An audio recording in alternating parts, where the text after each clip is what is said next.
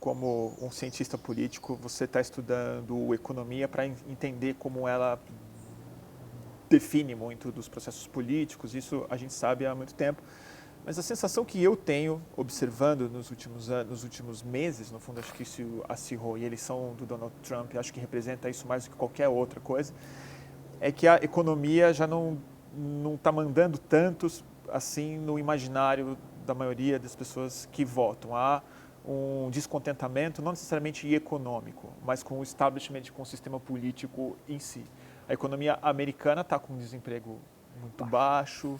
O Obama foi muito bem sucedido em superar a crise econômica, cujo epicentro era os Estados Unidos, né? A gente viu isso e a economia não foi capaz de fazer a sucessora dele e elegeu um rigoroso amador,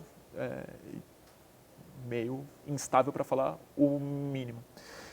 A sensação que dá, vendo a nova configuração de mídia que a gente tem no mundo, as redes, a forma como a comunicação está sendo colocada e os efeitos que isso tem produzido no país, no Brasil, no mundo, parece que é uma psicologia pública nova que está definindo muito desses rumos que a gente está chamando, que é uma extrema direita, ou não necessariamente isso e tal, mas que é uma repulsa gigantesca, difícil de compreender, ao establishment político que a gente até agora chamou de democracia representativa.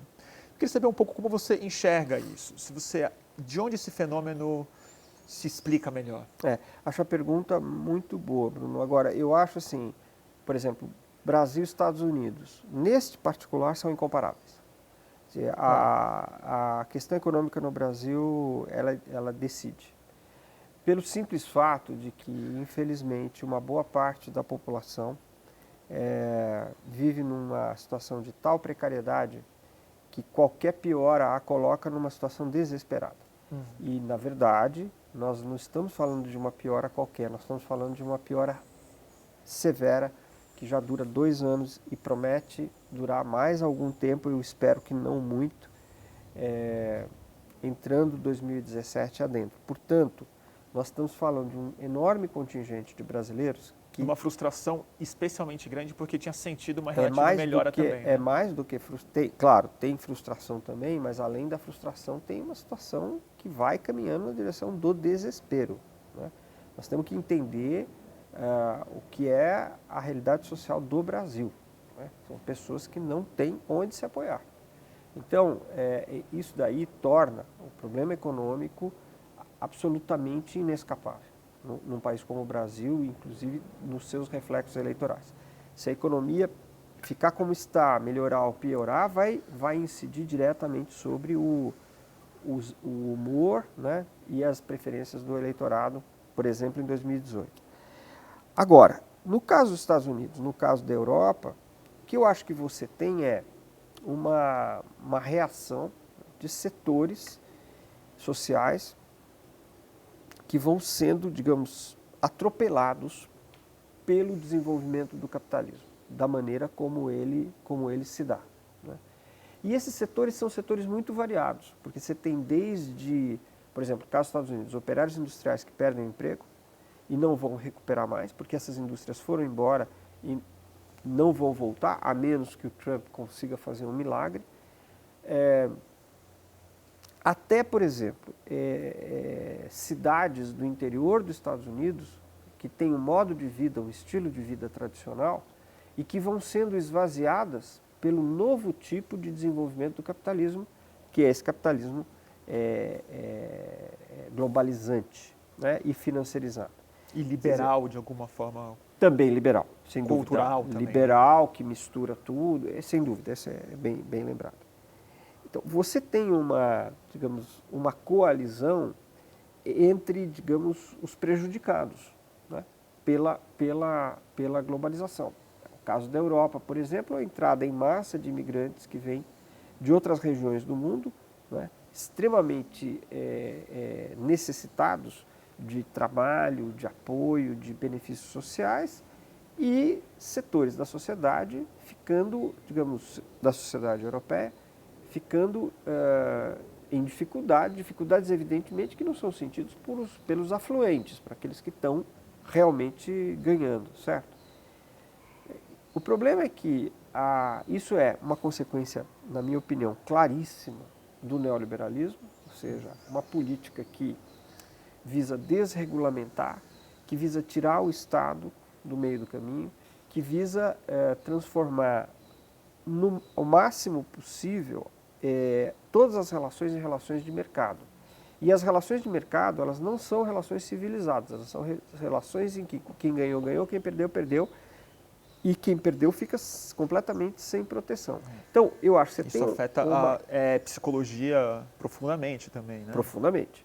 Então, você tem uma consequência, né, de uma expansão brutal do neoliberalismo, com um dado extremamente negativo, que é o fato de que a esquerda recuou. E a esquerda recuar, o que significa? Ela, na verdade, diante do ímpeto do neoliberalismo, partes da esquerda, partes muito significativas da esquerda mundial, acabaram achando que o mais interessante, até do ponto de vista eleitoral, era aderir a teses neoliberais e fazer uma espécie de neoliberalismo humano. Neoliberalismo não chega a ser reformismo fraco, talvez até um pouco diferente disso, porque abriu mão das reformas, quase que tentando humanizar o neoliberalismo, o que não é muito possível, a meu ver, porque digamos, uma perda de ambição muito séria, né? Uma perda de posições mesmo, né?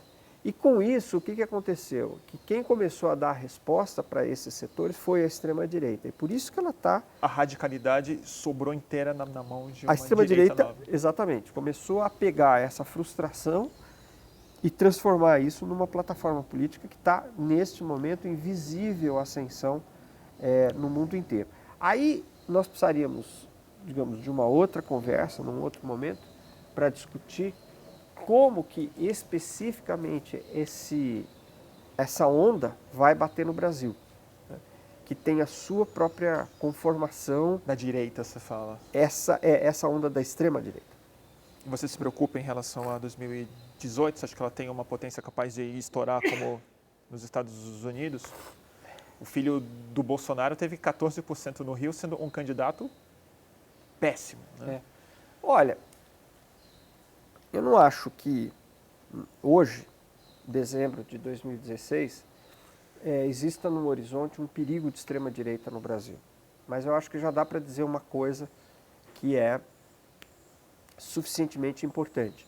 Quer dizer, hoje já existe uma base social de extrema-direita no Brasil significativa, coisa que 2 anos atrás não existia, né?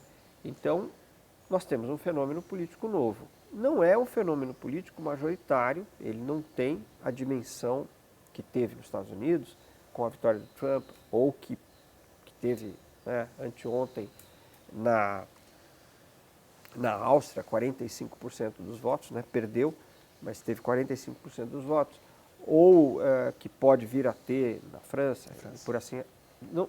Não tem essa potência no Brasil neste momento. Mas é um fenômeno novo, né, que já está aqui e que influencia na política atual já. Porque, por exemplo, é uma base social que apoia medidas autoritárias, que, como a gente falou em outros momentos da conversa, de alguma maneira estão apontando aqui e ali no cenário brasileiro. Última coisa, André, sei que você está com pressa. E sei que é uma pergunta que daria uma outra entrevista, mas tentando ser objetivo. Tem algum eixo, algum caminho principal que você vê para a esquerda ou para o progressismo ter como uma base sólida para se reorganizar diante da sociedade? Porque o trabalhismo, de alguma forma, nos Estados Unidos foi capturado também pelo discurso do Donald Trump. Isso está por trás do avanço da direita europeia também. Por onde você vê brechas ou caminhos importantes que a esquerda pode se renovar ou voltar a ter um apelo? Eu diria que tentando fazer 2 coisas ao mesmo tempo, que não é fácil fazer ao mesmo tempo, que é, primeiro, reassumir as suas bandeiras tradicionais, no sentido de propor reformas, né, no sentido de que o Estado intervenha, não ter medo, não é, de ser acusado de intervencionista, porque uma intervenção democrática do Estado, ela é civilizadora, né, ela não é autoritária, ela não é destrutiva, ao contrário, ela visa proteger, né, e melhorar a condição da maioria, das maiorias. Né? Então, de um lado, eu acho que argumento muito clássico, na verdade. É, muito clássico. Eu acho que é a necessidade de você retomar posições políticas com mais coragem, que sejam claras e que dialoguem com os setores que estão sentindo que esse processo de desenvolvimento capitalista produz perdas absolutamente injustas, né, injustificáveis e que não atendem ao interesse da grande maioria da sociedade. Do outro lado, eu acho que é necessário ter a disposição para fazer uma ampla frente democrática, porque o problema que está posto hoje, tanto no Brasil quanto no mundo, é uma questão de defender a democracia e se colocar numa posição capaz de desenvolver a democracia, né? Aprofundar e desenvolver a democracia. Então, eu acho que precisa achar um jeito de fazer duas coisas ao mesmo tempo, né? De um lado, reassumir certas posições, mesmo que você possa ter um certo custo eleitoral imediato, porque num ambiente muito contaminado por certas ideias liberais, você dizer que você acha que o Estado tem que intervir, pode, num primeiro momento, causar um certo desconforto. Mas se nós não começarmos a dizer isto vai ficar na mão da extrema-direita. Do outro lado, né, fica muito firme e muito ativo no sentido de unificar todos os setores democráticos, mesmo que possam divergir em outras coisas. No outro campo do espectro ideológico mesmo. Exatamente. Mas algo que está estão, por cima das que ideologias. estão unificados, estão, digamos, conscientes, né, de que nós estamos passando por um período que o que está em questão é a própria democracia e que a democracia é uma invenção política, uma invenção social e humana de extremo valor, né, no sentido de que a preservação da política com liberdade é o que, digamos, de melhor a humanidade conseguiu produzir, seja do ponto de vista dos trabalhadores, para mim não tem nenhuma dúvida, né, do interesse da classe trabalhadora, mas também do interesse da sociedade em geral, do interesse, se você quiser, da própria civilização. Então, eu acho que tem um pouco essa mágica aí para ser feita e que requer uma lucidez e uma capacidade de compreensão do momento complicado que nós estamos vivendo. E, para encerrar, você na minha frente, não posso deixar de te perguntar, você como o teórico prioritário do lulismo, o que você acha? Você achou uma ideia saudável, positiva, a prospecção dele ser candidato novamente em 2018? Você acha que ele poderia ser uma força reunificadora ou ele atrapalharia mais a unificação da esquerda no Brasil?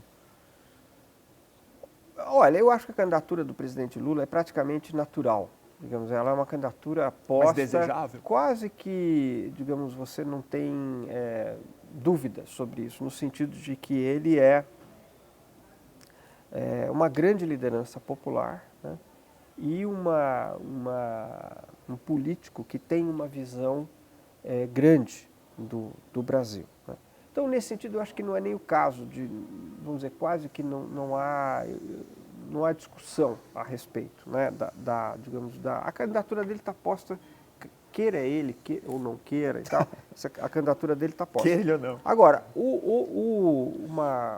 uma discussão de outro tipo é sobre justamente as características do lulismo, né?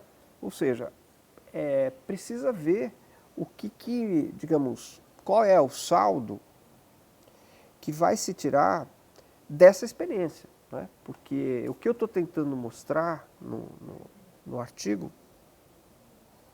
é justamente um momento que me pareceu muito rico, né? Em que o lulismo foi confrontado com uma nova situação e tentou uma saída mais, digamos, um pouquinho mais acelerada, para usar a linguagem que a gente estava conversando aqui. E deu um resultado muito complicado, né? Então, eu acho que o problema digamos, talvez, para tentar elaborar a pergunta que você fez, é saber qual é o sentido do lulismo daqui para frente, né? Coisa que não está, pelo menos para mim, não está muito claro. Qual é a reflexão, né, que o próprio ex-presidente Lula faz de tudo isso? Qual é e qual é, então, digamos, a direção que ele proporia, né, a partir desta reflexão? Eu tenho a impressão de que isso ainda não está suficientemente claro. André, muito obrigado pela presença. Bruno, a gente te agradece obrigado, muito. Viu? Eu que agradeço a oportunidade. Agradeço também a nossa equipe, a Renata Ursaia nessa câmera, parceirona, Tiago Neves nessa aqui, Suzy, como sempre, Rafa no som, e recomendar a todo mundo Contradições do Lulismo, organizado, parcialmente escrito por André Singer. Recomendo demais para quem está, como eu, perplexo e precisando pensar um pouco mais profundamente sobre a atual crise que estamos passando. É isso, gente. Obrigado. Segue o fluxo.